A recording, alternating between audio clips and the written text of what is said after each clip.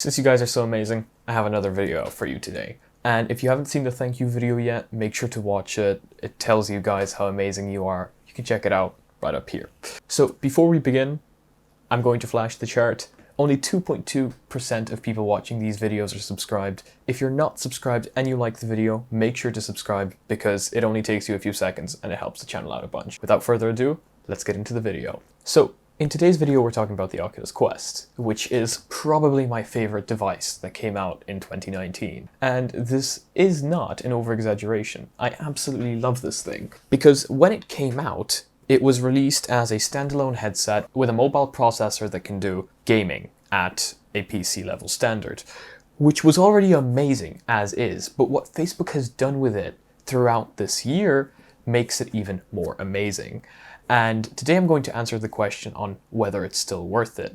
If you're here for the short answer, it's yes, but if you want to find out why, stay tuned. So I bought the Oculus Quest about 6 months ago, and it was a decision I made because I bought the Oculus Rift S and the Rift S wasn't getting all the updates that the Quest was.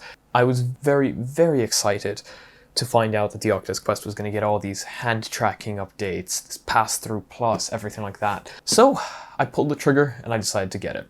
It is a decision that I do not regret, and today I'm going to tell you why you should get the Oculus Quest over the Rift S, because right now we're all sitting at home and we just want a way to escape reality. This is the Oculus Quest. A lot of people complain that it's very top-heavy. I would agree. But a lot of DIY solutions that are also extremely cheap have come out throughout the year. For example, you can strap a battery bank on the back that will pull the headset down and therefore make it less front heavy, which number one, works extremely well, and number two, extends your battery life. I mean, come on, that's two positives right there. And a fix. Another thing that you could do is get one of these straps. I got this one from Kiwi Design, been using it ever since I got it. I love it.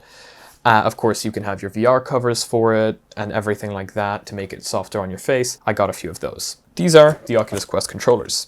Of course, they don't come like this. I bought them out with grips for them. The difference between the Oculus Quest controllers and the Oculus Rift S controllers from the original touch controllers is the ring is now up here instead of being down here, which allows the 4 pass-through cameras that it has to see them. And then I have the Mammoth grips, again, another addition that allows you to fully let go of the controller. I think these were about €20, so all of these additions that I'm talking about, not very expensive. And I mean, if we're talking about the battery bank, you probably already have one. Going back to the Quest itself, because that's what we're here for, you're probably wondering on whether you should get the Quest or the Rift S, and what are the positives of getting this over the Rift S, or if there even is any, now that the Quest has gotten so many updates. Here are the key differences between the two.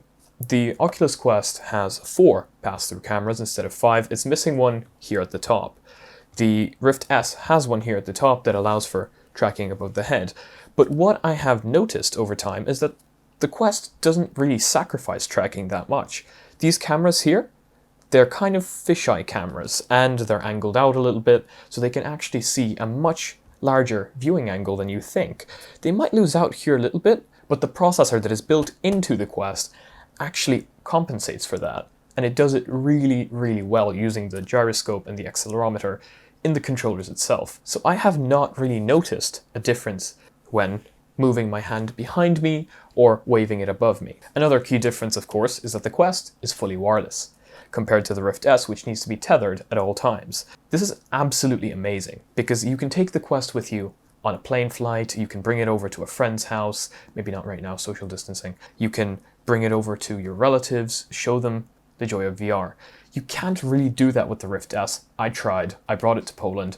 You can, but it's bulky, it's big, and you have to have a wire connected to it at all times. And of course, then you also need a VR-ready laptop, which isn't the best. Another great thing about the Quest, you have an IPD slider, something the Rift S doesn't have. The Rift S has a fixed interpupillary distance, and it's not good for everyone. It fits me perfectly fine, but I have had a few people telling me that it doesn't work the best for them.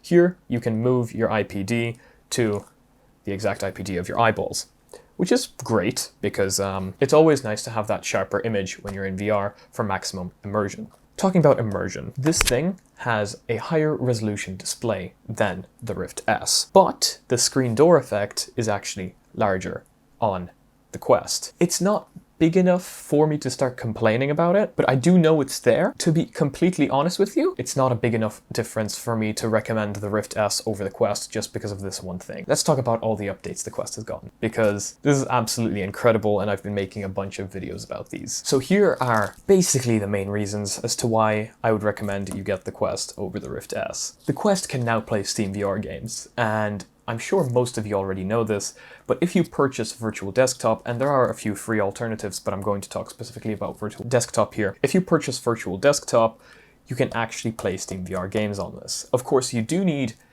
a VR-ready computer, but once you have that, you can launch Virtual Desktop, connect to a 5 GHz network, and play Steam VR games on the Quest. Your PC will stream them seamlessly to the Quest. I've done a video on this. There's zero lag. It's absolutely amazing. If you have 5 GHz, I'm not sure how well it works over 2.4, but if you have 5 GHz networking in your house, you can play wireless Steam VR games on the Quest. Of course, to add to that, there's also the Oculus Link. So if you don't have 5 GHz and you want a completely seamless experience, you can connect the Oculus Link to it, which just shifts the playing field to the Quest side even more. Because now the Quest can become a fully blown Rift S, and this pissed off a lot of people that got the Rift S over the Quest in the very beginning, including me, which is one of the reasons I got this. The Oculus Link does in fact turn the Quest into a fully blown Oculus Rift S. And this is not me over-exaggerating. You can play Steam VR games, you can play Oculus games, you can do anything the Rift S can on the Quest when it's connected using the Link cable. The only difference will be how comfortable it is, but if you have that counterweight at the back, you should be perfectly fine. And if you're really pissed about that, you can always do this DIY mod. I believe you strap on the HTC Vive Deluxe audio strap on the back. People have done it, they said it's amazing, and you always have that option. And that's what I think is great, because in the Rift S, you don't really have that option. You can't make the Rift S any better. You can't really take the cables off and make it wireless. While with the Quest, you can make it more comfortable, which is its main downside. You can DIY mod the Quest to make it better, and you don't lose your warranty because it's Velcro strapped onto the side.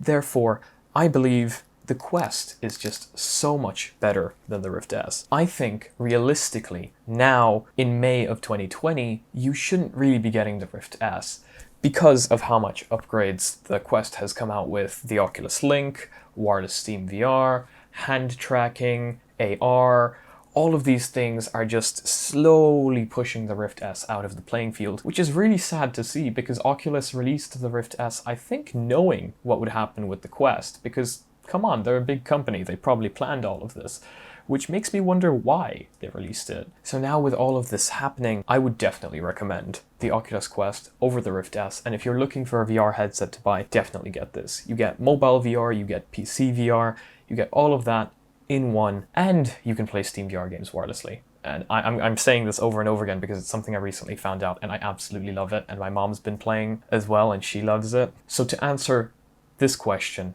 yes, the Oculus Quest is worth it in May of 2020. And a big problem people have is, will the Quest 2 be coming out anytime soon with the release of the new Qualcomm processor? I don't think so. I think currently they're focusing on the Oculus Quest, maybe 2021, but that's still a year away. And to be completely honest, I think this is an amazing deal right now. And if you're thinking about getting VR and you don't want to spend €1,000 on the Valve Index, definitely get the Oculus Quest, because you're not missing out on anything getting the Quest over the Rift S, except for maybe how comfortable it is, as I said. But just get a battery bank, strap it onto the back, or do what I did, get a bunch of rubber bands, strap your phone onto the back, turn on mobile data on your phone, and go outside. It's what I did, and I've been playing VR chat like that for a while now. It's really funny. I have some videos, I'll probably post them up later on. But yeah, I really hope I helped you guys out a little bit. I want to thank you all so much again for helping me reach 2,000 subscribers. If you're one of those 97.8% of people that aren't subscribed and you liked this video, please subscribe. I have more just like this coming up very soon. Follow me on my social media. I want to know what you think about these videos, and I want to know what videos you want to see. And therefore, the best way to get to me is on my Twitter. If you want to see pictures, Instagram, and that's it. If you want to be notified next time I upload, subscribe, ding my bell, and see you again in the next one. Peace.